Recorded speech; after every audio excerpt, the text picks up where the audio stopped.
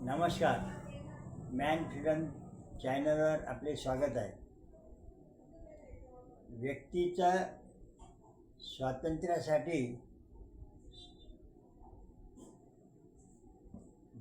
खऱ्या अर्थाने स्वातंत्र्यासाठी जे हुतात्मे झाले, भगतसिंगसारखे, राजगुरूसारखे, सुभाषचंद्र बोस असे अनेक हुतात्मे झाले.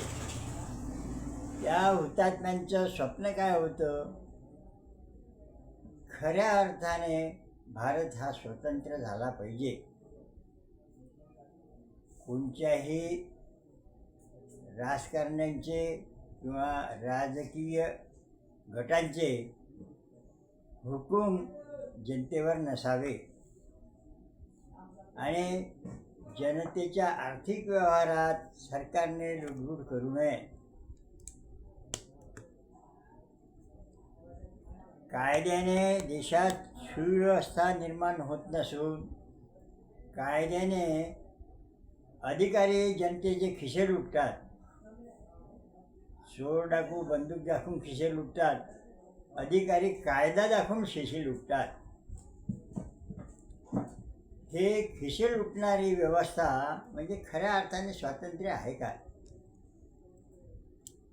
खऱ्या अर्थाने स्वातंत्र्याची निर्मिती करायची असल्यास या देशातील प्रत्येक माणूस हा स्वतंत्र असावा. त्याच्या आर्थिक व्यवहारात सरकारने लुडबुड करू नये.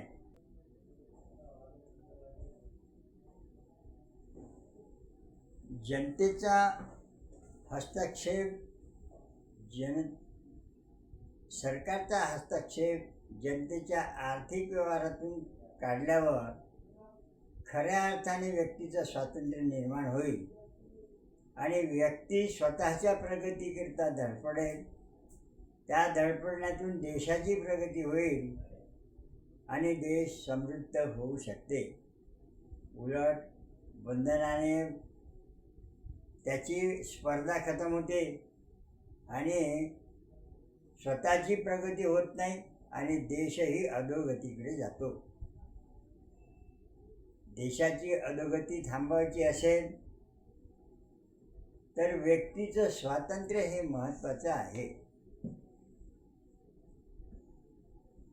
जिथे जिथे सरकारी हस्तक्षेप आहे तिथे तिथे भ्रष्टाचार आहे.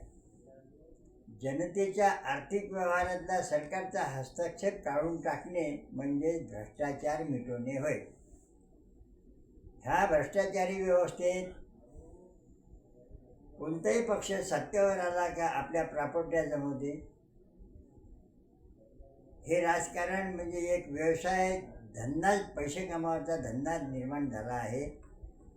या देशाचा एकही पक्ष असा नाही का तो देशाचा हित साधत असेल. मी तर म्हणतो यांच्यावर देशद्रोहाच्या कलमा लादायला काही हरकत नाही.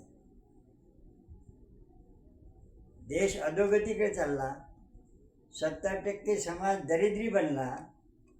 त्या दारिद्र्याचा फायदा घेऊन हे राजकारणी, चोर राजकारणी आपला खुर्च्या पटकावण्याचा धंदा करतात.